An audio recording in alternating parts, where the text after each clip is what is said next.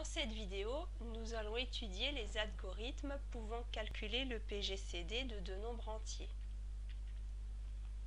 Le premier s'appelle l'algorithme des soustractions successives ou l'algorithme des différences.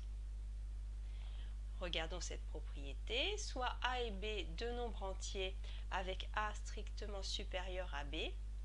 Le PGCD des deux nombres est également le PGCD du plus petit des deux nombres par leur différence. Cette propriété, nous allons l'utiliser pour calculer le PGCD de 4250 et 2750.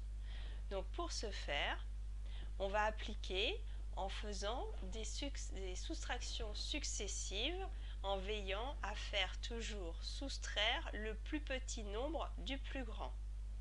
Ainsi, je prends 4250, auquel je lui enlève, je soustrais 1750 et on obtient 2500. Je vais poursuivre avec de nouveau une soustraction en veillant à faire attention, puisqu'ici il faut prendre, comme la propriété nous l'indique, le plus petit des deux nombres, donc ici 1750, avec leur différence 2500. Mais comme 2500 est supérieur au plus petit des deux nombres, il va être placé en premier terme. J'effectue la soustraction, j'obtiens 750. Je poursuis toujours en prenant le plus petit des deux nombres, 1750, et je lui enlève le reste, 750. J'obtiens 1000. De nouveau, je me retrouve avec 1000 qui est supérieur au plus petit des deux nombres. Il se place en première position. J'effectue la différence, j'obtiens 250 et je vais continuer de cette manière jusqu'à obtenir une différence nulle.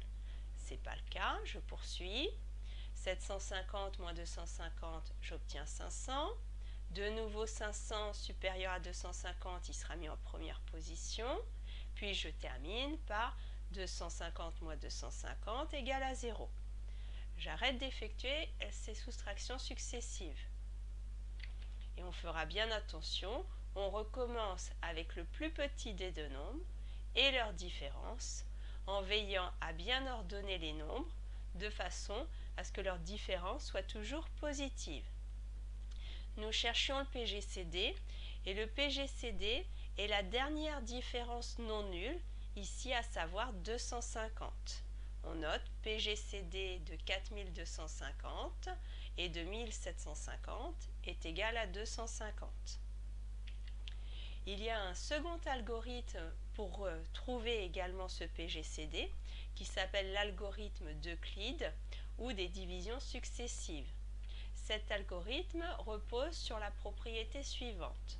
Soit A et B, toujours des nombres entiers avec A strictement supérieur à B. Le PGCD de ces deux nombres, c'est également égal au PGCD du plus petit des deux nombres avec le reste de la division euclidienne de A par B.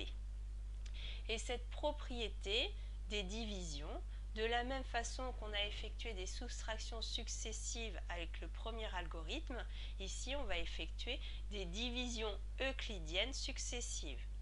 Je reprends mes deux valeurs de l'exemple précédent et donc nous devons retrouver 250 mais par une autre méthode. Les divisions euclidiennes vont être présentées sous la forme d'un tableau. Donc je prends en premier mon nombre 4250 que je vais diviser par 1750. Avec la calculatrice, grâce à la touche potence, vous obtenez le quotient qui est 2 et le reste qui est 750.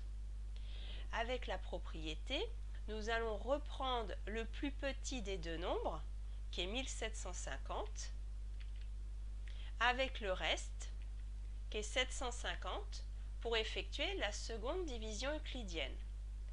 Ma calculatrice, avec la touche potence, me donne comme quotient 2 et reste 250.